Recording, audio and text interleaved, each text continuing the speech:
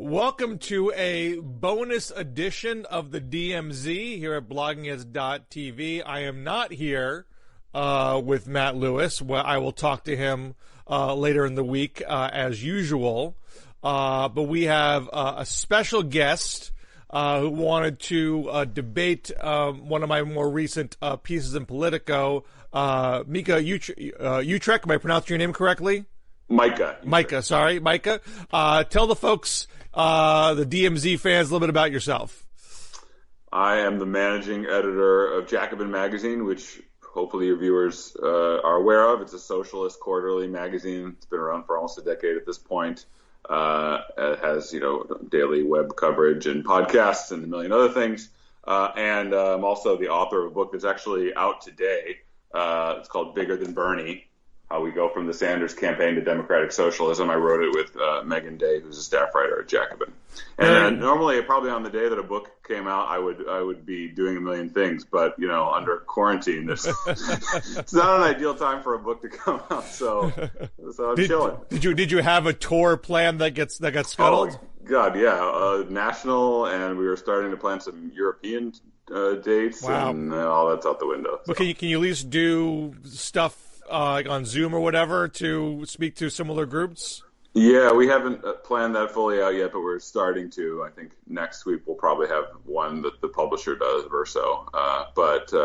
Yeah, I'm still, wrapping my mind around. I'm still coming to terms with the fact that this huge tour that we're planning is all gone. So. Well, I'll tell you this. I've written one book in my life, which was now 14 years ago, and I had to put together my own tour because the publisher did not do that for me.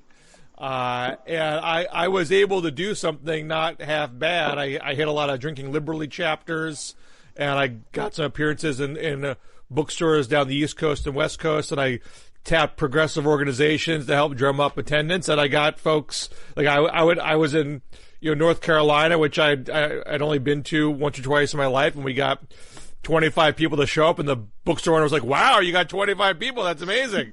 And then you go back and realize, 25 people is not a lot of books. It's not. Yeah. You don't want to do the math of like, okay, there's 25 people here, maybe 4 of them on a good day will buy the book. You can't do that. Right.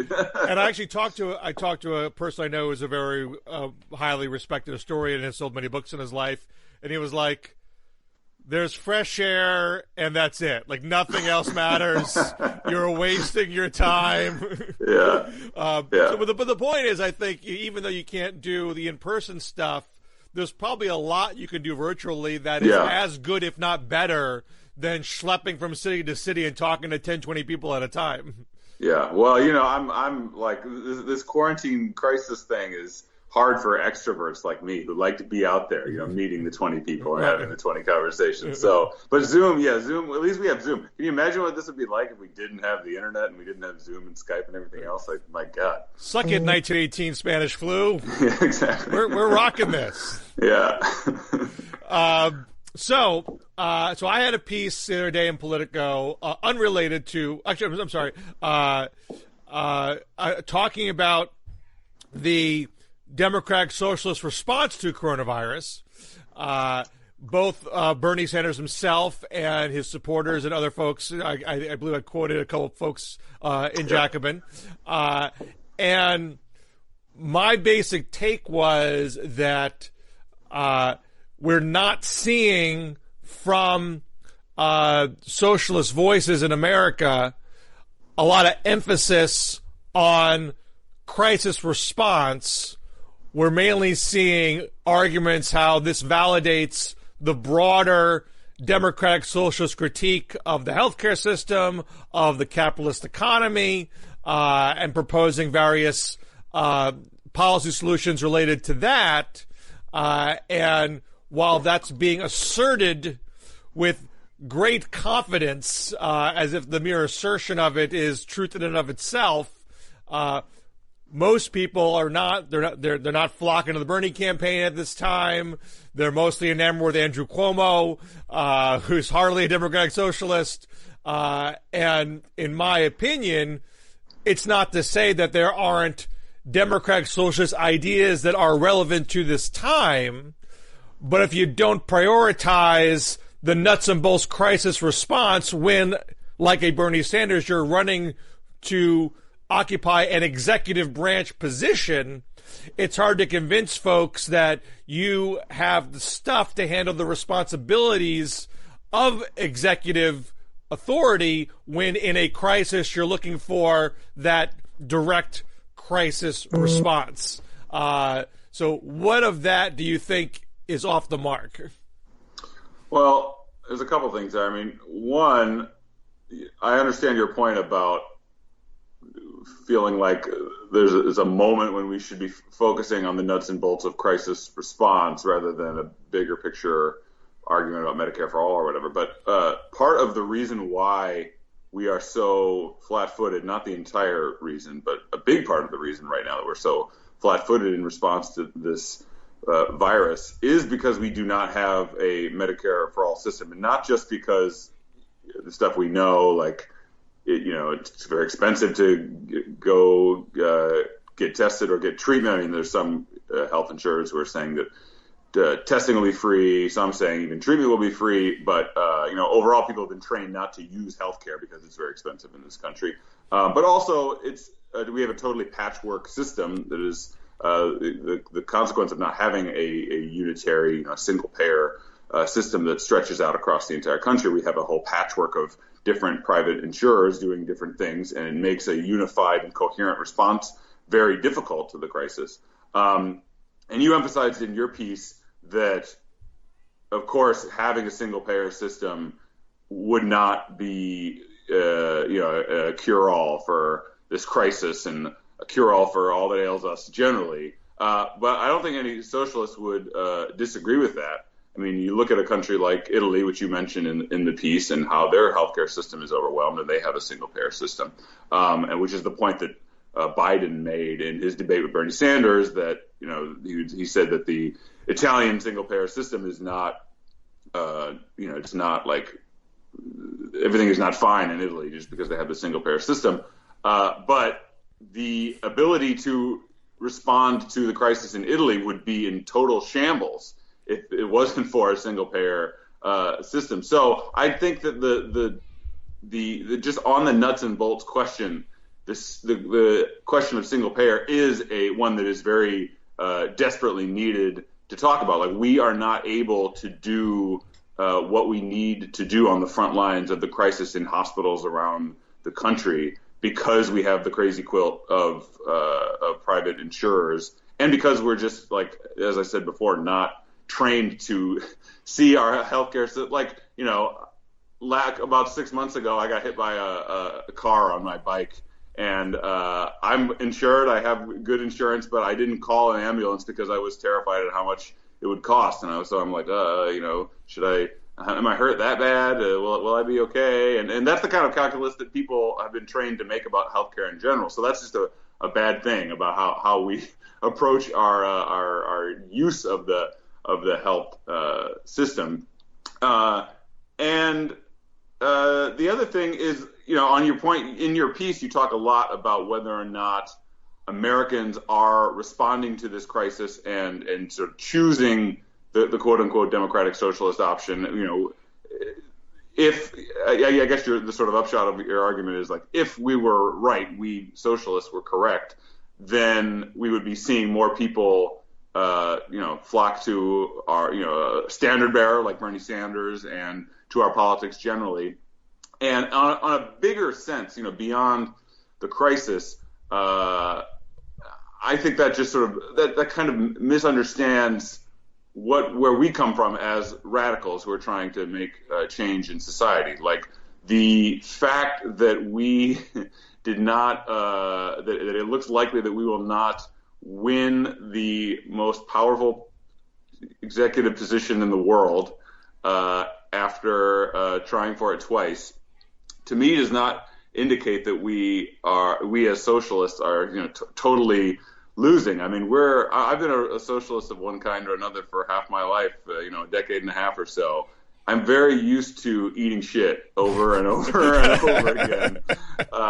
And so, I'm bummed out that Bernie's prospects are looking low, but I'm taking the 30,000-foot view of the advance of a left-wing politics that has not had a whole lot of successes in recent years and recent decades. And we're clearly moving, the very fact that you wrote an article called "No Coronavirus Isn't Proof We Need Socialism" and felt that you had to refute some socialists and tell us why we were wrong, from my perspective, is actually indicative that socialist ideas are on the march and are making some headway. Those are the 2 points of the nuts and bolts response to this crisis is hampered by the lack of a Medicare for all system. And so I think that it is right to talk, at least for some people, to be talking about how the crisis shows that we do need Medicare for all. And two, the fact that socialists have not won every battle that we picked over the last couple of years is to be expected. I mean, that is how any kind of radical movement, whether from the right or the left, has succeeded in American history and around the world. You start at the fringe and you sort of move very slowly into the mainstream, and that seems to me what we're doing. Maybe I'm just telling myself that to sleep better at night and to feel better about my poor political prospects. But that's what I feel. Well, let me just take all that. I think there's sort of 3 points in there. I think they're interconnected, and I just kind of want to walk through it. So kind of start at the end and go backwards. What I agree that where Democratic Socialists are today is a vast improvement from where they were 10 years ago. That's just unassailable.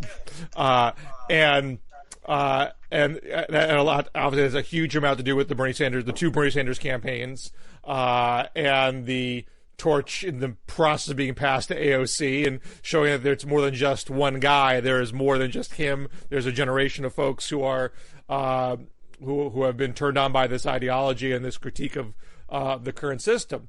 Where I think Democratic Socialists are at danger in stalling out is assuming we've gone from 0 to 60 in a very short period of time. Therefore, we're on a glide path. We just have to keep doing what we're doing, and we'll just keep and we'll continue to be on the march, as opposed to saying, "Hey, wait a second, we're hitting some resistance at this point. Why is that? What do we have to do to make adjustments to get over this resistance point?" So I think it's fair to say, hey, so we didn't win the presidency this time. That doesn't mean we're a bunch of losers. We've obviously gotten farther from what many people would have expected. Yes, that's true. But I see a tone from not just Bernie, but I think even more so with his supporters of, to be charitable, very high confidence.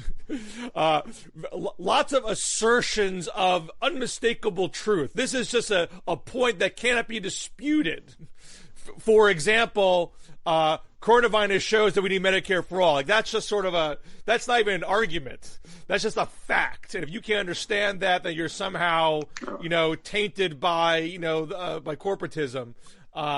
And so to bring this to the point about Medicare for all in Italy and Spain and whatnot, I see an argument that centralization would be useful to handle a national crisis and not have a patchwork system. I think that is not an invalid point. But we do have 2, arguably 3, if you add in the UK, examples where things are out of control with single-payer / outright socialized medicine operations. And it's not that I mean single-payer social medicine cannot work. These are systems, particularly Spain and Italy, that are been pretty lauded as far as their day-to-day operations are concerned. But it didn't guarantee aggressive testing. It didn't guarantee enough hospital beds. It didn't guarantee enough masks or other equipment. It didn't guarantee good social distancing policies. That required leadership decisions and proper planning, and those things can go wrong with single payer and without single payer. So it just seems to me that if you're trying to make the argument boy, we sure could use single payer right now. You got to also deal with, okay, we need single payer with the addition of these things that Spain, Italy did not do. Otherwise, it seems like you're simply trying to take your ideological position and graft it onto the moment, as opposed to dealing with the moment. Yeah, but I don't know anybody who doesn't agree with everything you just said about the Italian case, the healthcare system being overwhelmed, the NHS. We might emphasize that part of the reason why those systems are so overwhelmed, I mean, depending on the scale of the pandemic, any healthcare system would be overwhelmed. But it doesn't help that around the world, and the NHS is a perfect example, that austerity has ravaged that once robust public health system. It's still a robust public health system, certainly in comparison to the U.S., but they've suffered cuts after cuts after cuts over the years, and it's hobbled their ability to respond. But in general, there's no disagreement with what you're saying, that it is not just a matter of having a Medicare for all type system or a single payer system, a public health system, that there need to be there's a whole host of other things to ensure that you are adequately responding to a crisis. And no socialist that I know would disagree with that, but we would emphasize that we in the U.S. do not have such a system, period.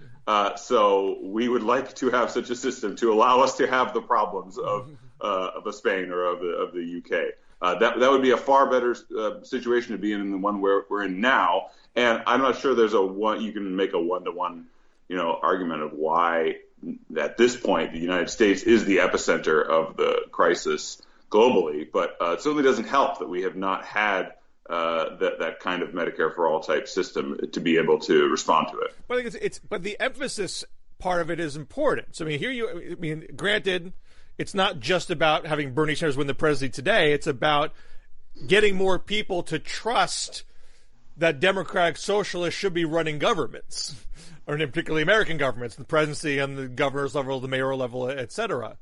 So I think it's really important what you emphasize and how you communicate it in that crisis moment. So if the first thing out of everyone's mouth is, boy, we need Medicare for all, and you might say, well, I would agree with all your secondary and tertiary points, but the top thing I'm going to say is we need Medicare for all, as opposed to saying, okay, everybody, first things first. Here's what we're going to do about testing. Here's what we're going to do about beds. Here's what we're going to do about masks. Here's what we're going to do about PPE. Here's what we're going to do about social distancing. Show me that you're on top of those things. And then it's going to be easier to say, since I understand how government works, I understand what government can and cannot do. Now you can trust me when I talk about here is, because you're not going to pass Medicare for all today. Like, that's literally not going to happen. What can you do today? And so that shows that you understand what the political systems are capable of doing now and what's capable of doing later.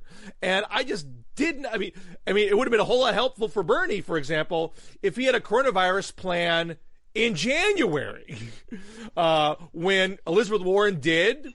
Joe Biden had an op-ed in USA Today in late January. This was being talked about, and I'm not saying I'm some fantastic government operative. I wasn't talking about it much in January. I was behind the curve. But you want to be ahead of the curve if you want to engender trust that you can handle the keys. And I was not seeing that in Democratic Socialist circles. Well, I guess I did see it in many ways. I mean, Bernie has been doing these regular town halls. You cite in your piece that he did the one with AOC and Ilhan Omar, and you said, where are the public health professionals? But he did other. He did one a couple of days. I think he did one with the experts. I think like a day after I wrote the piece. But right. That's not a dig on you. It's just to say that he has done those kind of things with public health experts. And then you've seen from people like Ilhan Omar and from Alexandria Ocasio-Cortez proposals that go beyond the healthcare issues to talk about needing a rent freeze, to talk about a more robust checks being, a response in terms of checks being cut to Americans as a as a stimulus that are over and above the frankly measly amount that has been put out so far. So it's not like the folks who are the electoral anchors of this democratic socialist movement haven't been out saying that they're not just saying Medicare for all, Medicare for all, Medicare for all. I mean, there's a range of policy positions that they've been putting forward since the crisis hit. But I also think that in general, what we're on the bigger picture level, we're talking about what the role of kind of like what should someone who purports to be a politically transformative figure do in a crisis like this. And you're emphasizing the nuts and bolts response that's necessary, and you're saying that that's important to engender trust in the masses. That you can give us the keys to government, and we will actually we won't crash mom's car when you give us the keys. Right. I don't want to crash the car, but I also do think that there is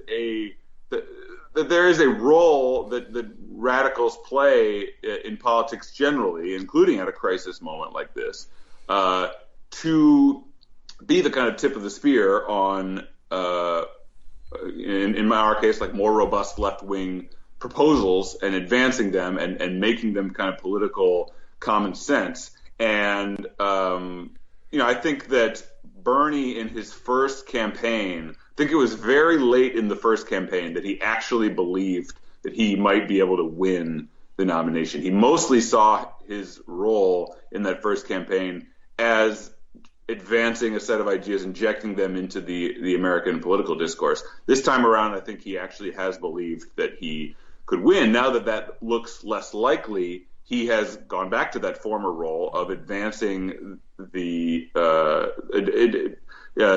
his position to advance a set of left-wing ideas.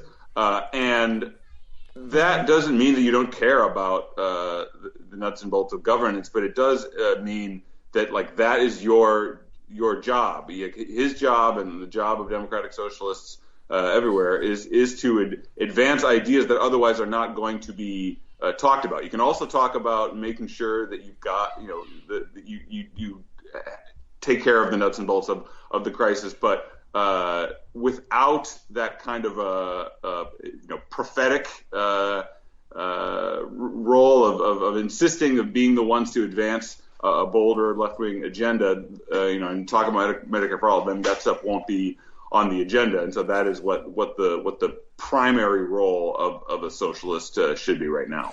Well, and I mean, I think that's fine if your objective is, moving the Overton window, getting ideas on the table that weren't there before, expanding the parameters of the debate.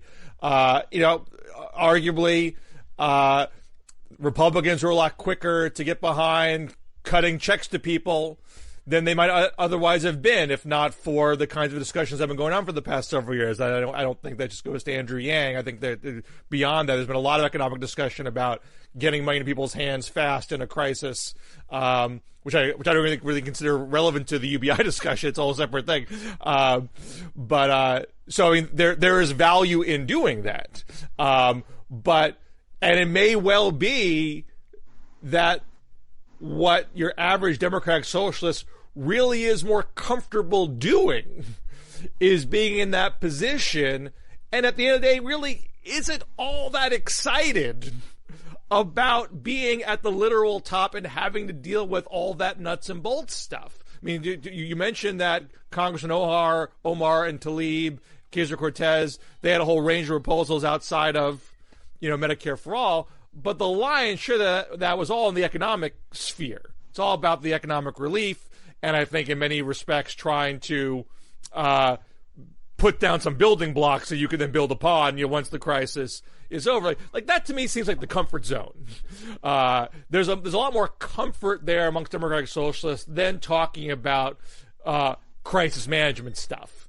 And I think if you don't get to that place where you can be very fluid on the crisis management side of these matters, it's hard to say, make me mayor, make me governor, make me president. And it may be that that's okay, because if that's not what really the objective is, if the objective really is sort of trying to move the discussion, that can be fine. But people are sort of wondering why because there are people that have written, I think it was in Jacobin, it couldn't be clearer at this moment that we need a revolution as Bernie Sanders proposed. Clearly, most voters don't agree with that, or else they'd be voting for him in the most recent primaries, and they didn't. If that is the objective, then there's a problem to overcome. If that's not really the main objective, and the main objective is moving the issues discussion, then maybe what you're doing is just fine. I mean, I want the keys. I do want to be. I want my people to be in charge of things. And I just don't think that it is true that there is no interest in this kind of the stuff that you're talking about. I think that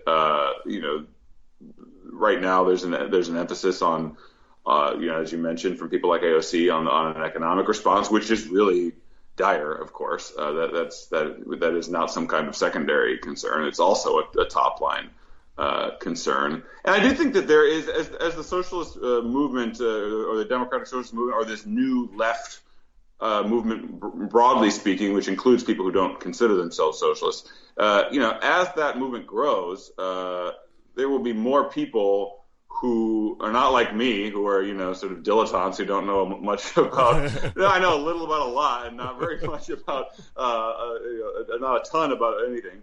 There are people, last night I was listening to a podcast with Abdul El-Sayed, the guy who ran for governor of Michigan a couple of years ago, who is a public health expert, who ran the public health department of Detroit. I think that once the movement, in some ways, this is the thing that is what is, for a long-time leftist like me, is most shocking about the moment that we're in after Bernie, which is that someone like Abdul El-Sayed, who is a real, actual doctor who actually knows some stuff about public health, it sees this political movement that we're creating as one that is serious and one that he wants to be a part of. And so, as time goes on, we are attracting, people, not just people like me, but people like Abdul El-Sayed, who actually know how to handle, know the nuts and bolts of governance. And then also, historically, say what you will about, Bernie Sanders, you can agree with his policies, you can disagree with them. But when he was the executive in Burlington, he, by all accounts, ran a competent and very well-functioning city government. Historically, you look at something like the sewer socialists in Milwaukee around the turn of the 20th century in Milwaukee, who ran, very competent and free of graft and very good regimes. So I think that that stuff will grow. That kind of level of competence and governance will grow as the movement grows and continues to have successes going forward at the electoral in the electoral arena. And I've always thought that Bernie did not trade on that mayoral record as much as he should have. I wrote back in 2016 because it was very clear in that primary that Bernie had just crushed it with young voters and was getting killed with older voters. And so I offered at the time, you need to do something to impress older voters who clearly aren't enthralled with the idealism. These are more hard-headed, jaded, cynical folks. Show them how to be pragmatic. Show them what you did as mayor. You did work with the business community. You did create. You did have bipartisan measures. There's all sorts of things he could have pointed to, and he does when asked. If you raise the question to him, he will talk about it. But he doesn't lead with it. He never emphasized it as a main argument why you should get behind his movement. So I do think it's strange. I do think he has the capability and the understanding. And you also mentioned El-Sayed. He was one of the folks who was in that Bernie Sanders virtual town hall when that was focused on public health. And I felt bad once that was announced. I was like, I was being such a dick in my piece, and now he has one. I should watch that. And that town hall started with first a little speech from him that wasn't really about nuts and bolts, and then it was Congresswoman Jayapal from Washington State, also not about nuts and bolts, and then there was El Sayed, who, yes, he is a public health expert. He had a government public health position. He gave kind of the, you need to wash your hands lecture. He didn't. Not that he doesn't know the stuff, but he wasn't giving the policy ideas related to public health in his appearance there. Then there was a guy after him that did do that. So it wasn't like it wasn't part of the presentation, but it wasn't like this was a town hall that was wall to wall, a deep dive into public health policies. It just speaks to me about. I agree with you. There's some people out there that probably had that expertise, but it's not being drawn out and used in a way that would have been beneficial in a moment of crisis. Well, I guess what you're getting at kind of speaks to the difference between Bernie as a candidate and someone like Elizabeth Warren as a candidate, because obviously one of Elizabeth Warren's biggest parts of her pitch was that she was somebody who understood nuts and bolts stuff, would be a competent administrator. You give her the keys and she definitely will not crash the car. She will drive the speed limit and she will not tailgate and she will be very competent. And yeah, that was her pitch, like technocratic, competence, and I mean that in a good way. Competent wonk or whatever. Yeah. And of course, that was not something that very many Americans seemed to be interested in either. They, Bernie is not winning this primary, but he's certainly done better than Warren in making that kind of broad pitch, about basic values, about banging the same drum on the same issues over and over, rather than proving some kind of technocratic competence, like saying you can trust me to run the system without you. Or not without you, but trust me to have the power. Versus Bernie's pitch, which would say, I want to build a broader movement of which you are a part. I want to bring you into the democratic process. It would not be enough, of course, his slogan, not me, us. Like, it's not just enough to elect me as the president. We need to have a sort of bottom-up democratic, he would say, revolution. And so I think that I almost think that, like, the technocratic stuff, the stuff of governance. It's not an accident that someone like Abdul El-Sayed would come on that town hall and emphasize the big picture political questions rather than show his technocratic chops, his policy bona fides or whatever. Because that's a conscious decision on the part of people like him and people like Bernie to campaign on the big picture moral questions, because they see that is what gets people excited. Rather than like proving that you are the competent, Ivy League professor or whatever. And I think that the market of people who want to be reassured that I am the competent technocrat, the one who can handle the nuts and bolts stuff, is much smaller than the market for what somebody like Bernie is offering in his campaign. And that doesn't mean that there shouldn't be technocratic competence, as you said. Abdul El-Sayed does have this history. Bernie has this history, but it seems like it's a conscious choice on their part to run the way they're running. And it's in the few number of case studies that we have from this last election, it seems like the Bernie argument did better than the Elizabeth Warren argument. Well, I think the autopsy of the Warren campaign is important to get right, and I agree with you as a general matter that you generally don't win elections on technocratic competence.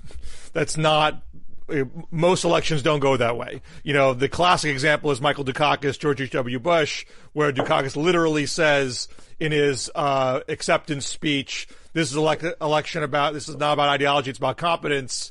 And I forget what some Democratic operative said afterwards. They're going to shove that up his ass or something like that, which is exactly what happened. George W. Bush made that about values and ideology. Right. I'm an American. He's anti-American. He's going to put cops out. He's going to put criminals out on the streets, and I'm going to be law and order, all that kind of stuff. But wait a second. But don't you quote that Dukakis thing? Yeah. Yes, I do. You kind of quote it approvingly, though. Well, I did. Well, because I think that moments of crisis are different. And it's not that you win elections because you have great white papers. The average voter does not absorb your white paper. They vote on a general sense of, I think most often values and maybe secondarily experience, but in a very kind of hazy, abstract way. I mean, Obama beat John McCain being less experienced. George W. Bush, actually, I have a great example because he technically didn't really win. But kept it close, on a values argument more so than the guy who was the vice president who had more technical knowledge. There's lots of examples like that. Joe Biden beat, at 29 years old, beat a guy who was in his 60s on a more sense of a value campaign at a time for a fresh face, all that kind of stuff. So there's lots of examples where experience does not win you an election.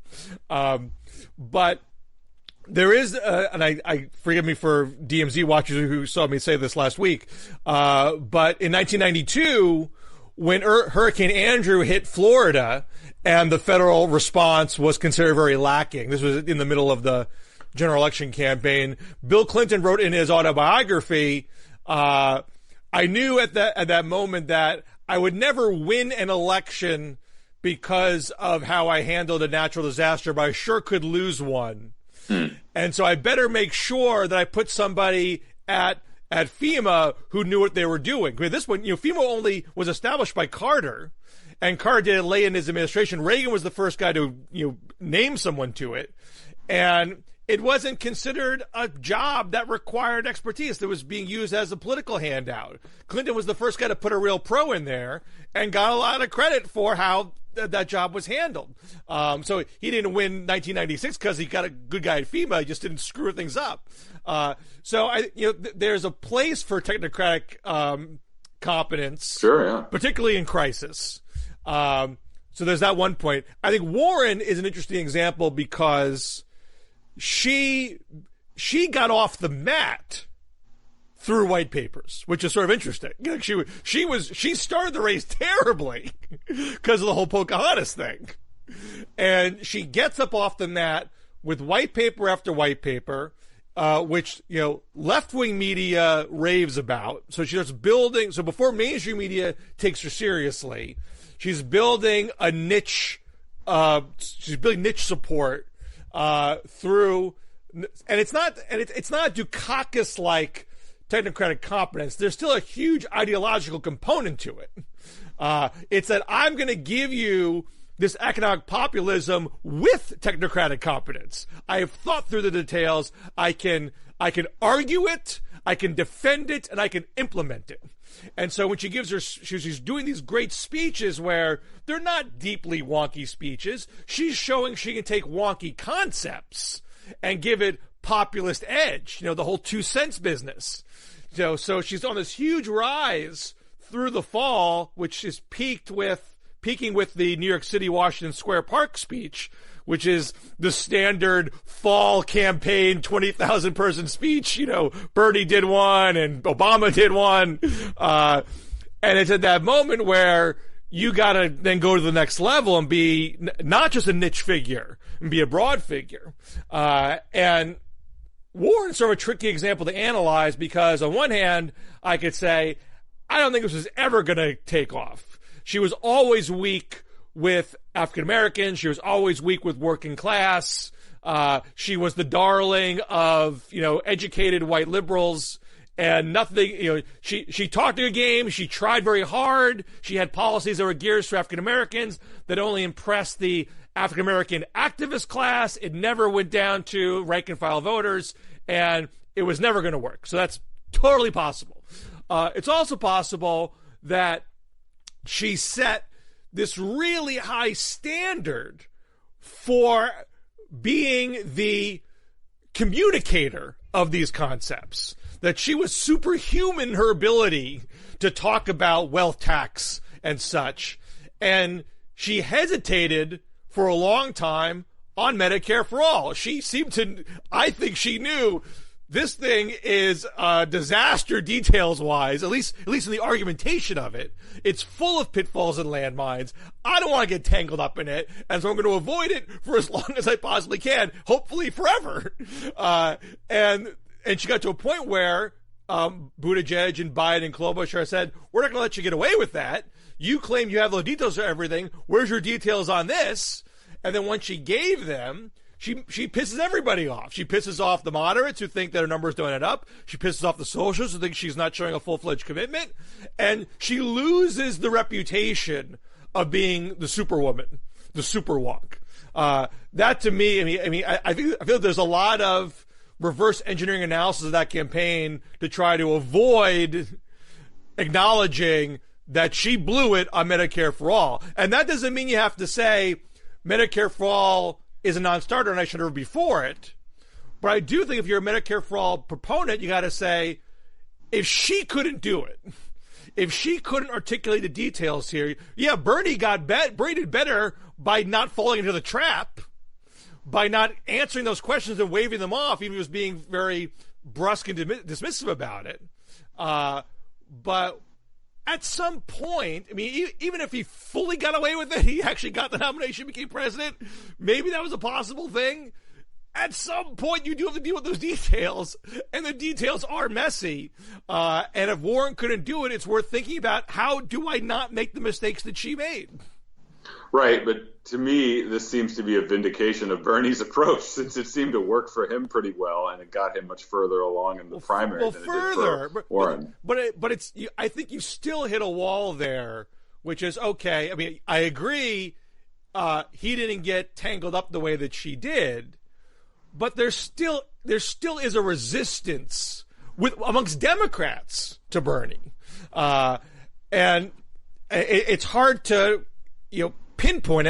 I could say it's because he couldn't show how his numbers are going to add up. I could say it's because he couldn't let go of Fidel Castro in the 60 Minutes interview, and not only did that piss off Floridians, it made other Democrats nervous that he was pissing off Floridians. I could say he's arguing not me, us, and the us people are being really obnoxious on Twitter all the time, and that makes people very nervous about what this movement really is. There's all sorts of individual things I could speculate about, but something made it possible for a guy with no money and no ads who lost the first 3 races to be able to get some key endorsements late in the game and spark a massive consolidation within a week's time. And I think if you're saying this is the party, this is the establishment, this is the media, they screwed Bernie, they rigged it, to me, that's not going to be a useful analysis for making adjustments and improving.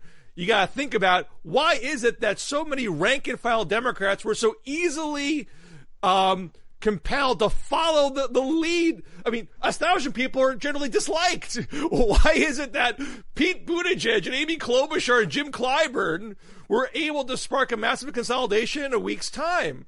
It's not just about Biden. There's something about people saying, I didn't want to give it to Bernie. Why is that? Well, as I said in the beginning, the fact that we are having this conversation at all, to me, is the more shocking thing than what you just laid out, that Bernie lost the nomination. The fact that somebody who has, swam against the current for as long as he has, and has absolutely refused to be, to play the game of establishment politics in general. It's more a miracle that he made it as far as he did and got the kind of attention and support that he has. Rather than I'm not shocked that he lost. I'm shocked that he did as well as he did, because it is true that there is this entire establishment rigged against him. Why would we be surprised that Biden was able to get the support of all the kind of figures in the party that you like and that you mentioned, and why would we be surprised that the media has sort of cohered around him? That's to be expected. So not to repeat myself too much, but I'm more shocked that we've been able to get this far, and I think it's a testament to I think we will look back on the Bernie presidency, the two presidential runs of Bernie Sanders 10 or 20 years from now, and see them potentially in the same vein that we see like the Barry Goldwater run for president in 1964. And we don't say now that Barry Goldwater, why didn't he read the room? Like why didn't he didn't understand that people were not buying what he was selling. We see him as part of a longer arc of the transformation of the Republican Party that leads to the ascendance of Reagan in '80 and to much of what we have in American politics over the last 56 years. So my hunch is that is how we will look back on Bernie, years and decades from now. And from my perspective, I mean, and part of the reason why I wanted to talk to you about the article in general is because your argument seems to be like I haven't heard you say that we don't need Medicare for all, for example. Like it doesn't seem like you believe that just on a base level. And correct me if I'm wrong. If you actually are, I have a separate critique of Medicare for all. Sure. That's not policy based, it's political based. Right, but just as a policy for the country. I mean, Medicare for all works in other places, right. So I don't have a deep aversion to it. I think it is very hard I think it's very hard policy wise to transition out of an entrenched employer-based system that's been in place for 70 years, and I think those policy challenges lead to a whole host of major political challenges. Right, but if we can put the politics aside, which is obviously a very big if, but like it would be good for us to have Medicare for all. Like that would be a good thing for the country to have. If everybody were covered and all this. But I also just want to be careful for my own for the record. I think there's more than one path to universal health care. I don't like the argument that there's Medicare for all and there's people dying. I think there are multiple paths to universal coverage. Medicare for all works in other places. In a theoretical situation, it could work in a big country like America, but I don't think you have to be fixated on that to get to the ultimate goal of universal coverage. Okay, well, then that I guess that would contradict what I was about to say, which is that I mean, okay, I'll speak for somebody like me then. If Medicare for all is the desired end goal, however we are going to get there, if we can acknowledge that we do need a public health care system, free at the point of service, that can put everybody under coverage, and so we can stop having 500,000 people declare bankruptcy because of medical bills and all the rest of the horrible statistics that we already know. If that is a desired outcome, then it is good to have people like Bernie and people like me and rank and file activists in this movement who just refuse to have our we've got our eyes on the prize, and we refuse to have our eyes taken off of the prize, and to just say Medicare for all, Medicare for all, Medicare for all over and over again. That this is how you take a fringe, begins as a fringe idea, and bring it into the mainstream. That is what Bernie has helped do in recent years, along with other people who have made the case for a long time. Obviously, it didn't begin with him, but that in taking that kind of intransigent stance towards a desperately needed, morally correct policy, that is how, an important part of how it goes mainstream. And so I wouldn't apologize for that. I would say I am trying to be like Bernie in terms of having the message discipline to refuse to stop saying Medicare for all, Medicare for all, Medicare for all. I can talk about other things. I can talk about how you go about winning it, and the what we do in the meantime while we don't have Medicare for all. But your piece seemed just fixated on the people like me who refuse to stop saying Medicare for all. And I think part of what is so inspiring to me from Bernie's campaign is that message discipline, in a broad sense, that he's had ever since he was entered public life, 40 years ago, has been proven correct and has been proven. It's led to two very viable presidential campaigns. It didn't take him all the way necessarily, but it has helped mainstream those demands. And so you probably won't like to hear this, but for somebody like me, it sort of confirms that intransigence almost. Mm-hmm. It's like, yes, like I need to have a sort of like faith, like a religious like faith.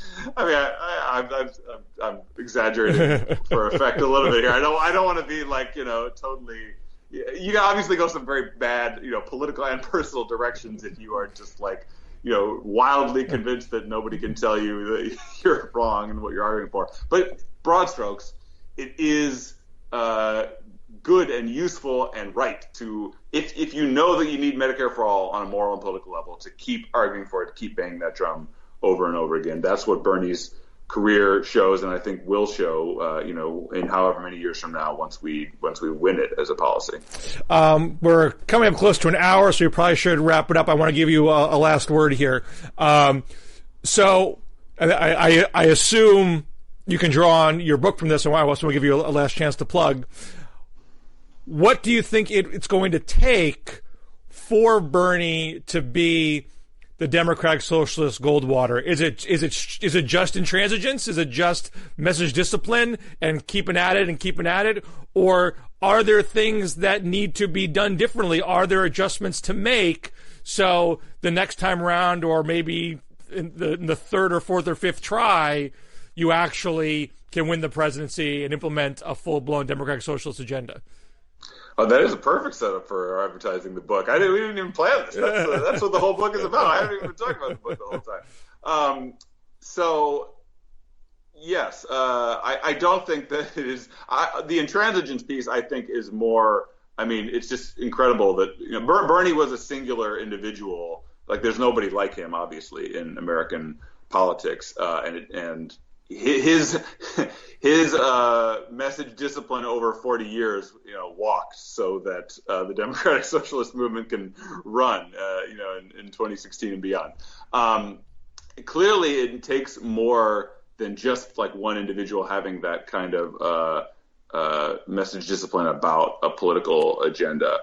We're seeing, what's come out of the 2016 campaign is for me, from the perspective of a socialist, is heartening, both in that, one, there are now other people who are, entering the electoral realm, convinced that running on the kind of ideas that Bernie has run on it won't get you laughed out of the room, that you can run credible campaigns and actually win. And of course, we see that in an AOC and an Ilhan Omar and a Rashida Tlaib, but also you see it at the local level. I live in Chicago. We have half a dozen members of the Democratic Socialists of America who are on our 50-person city council here. So, everywhere from city council to Congress, we have people running for, and in a few cases, a hyper-minoritarian current, but they're winning in a few cases. So that electoral realm is possible. And, frankly, as much as I love Bernie and his anti-charisma, you see somebody like Rashida Tlaib or an AOC, and you're like, oh, yeah, like